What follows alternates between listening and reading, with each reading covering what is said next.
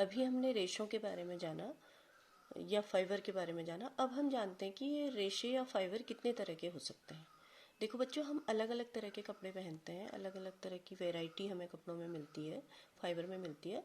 तो जब हमको कपड़ों की अलग अलग वैरायटी मिलती है तो वो अलग अलग तरह के रेशों से बने होते हैं। तो ये रेशे किस किस तरह के होते हैं? देखिए, एक रेशा होता है प्राकृतिक रेशे, या इनको नेचुरल फाइबर्स भी कहा जाता है। प्राकृतिक रेशे या नेचुरल फाइबर्स जो होते हैं वो भी दो तरह के होते हैं। एक होते हैं वनस्पति रेशे या प्लांट फाइबर, और दूसरे होते हैं जंतु रेशे या एनिमल फाइबर।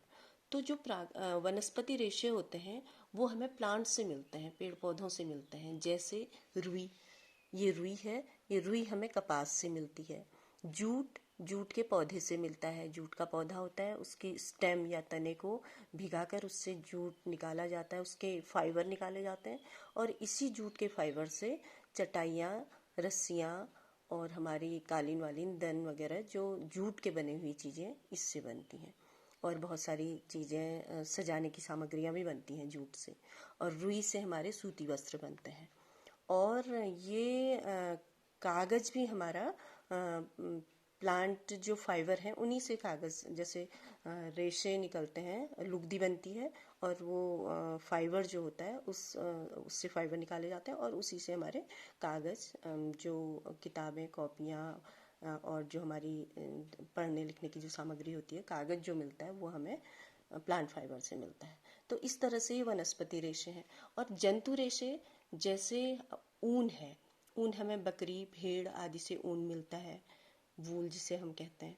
तो ये इससे स्वेटर वगैरह बनाई जाती है, तो इसके रेशे हमें जंतुओं से प्राप्त होते हैं। इसी तरह एक अंगोरा ऊन होता है। अंगोरा ऊन हमें अंगोरा खरगोश से मिलता है। खरगोश, अंगोरा खरगोश सफ़ेद रंग का होता है और उससे ये अंगोरा ऊन निकाला जाता है, उसके फाइबर मिलते हैं। और इसी तरह से एक ये ब्राउन कलर का जो यहाँ पे दिखाई दे रहा है, देखिए ब्राउन कलर का हल्की सी ग्रे ग्रे सा कलर है, ये कहलाता है मोहेर। मोहेर ये जो होती है ये भी अंगोरा गोट कहलाती है, कश्मीर में मिलती है। उससे बना हुआ, उसके फाइबर से, उसके रेशों से जो ये बनता है, इसे मोहेर कहते हैं। इससे बहुत गर्म वुलन जो स्वेटर होती हैं और शॉल होते हैं, ये बनते हैं। इसी तरह से रेशम या सिल्क जिसे हम कहते हैं, सिल्क की साड़ियाँ जो होती हैं, वो एक रेशम का कीड़ा होता है, उससे सिल्क के फाइबर निकलते हैं और उन्हीं फाइबर से रेशम बनता है। और रेशम की साड़ियाँ बहुत ज़्यादा प्रसिद्ध हैं। तो ये हमारे प्राकृतिक रेशे या नेचुरल फाइबर्स होते हैं। तो इन फाइबर्स को देखिए ऐसे हम जान सकते हैं। पौधों से मिलते हैं हमको कागज, जूट, कपास व रुई। इनसे बनते सूती कपड़े, रस्सी, किताबें और चटाई।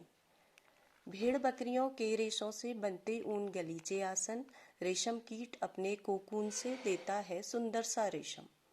जंतु और पौधों से मिलते रेशे जो प्राकृतिक होते, रस्सी, कागज, सूती कपड़े, स्वेटर, साड़ी, चटाई बनते। So dear children, the fibers of some fabrics such as cotton, jute, silk and wool are obtained from plants and animals are called natural fibers.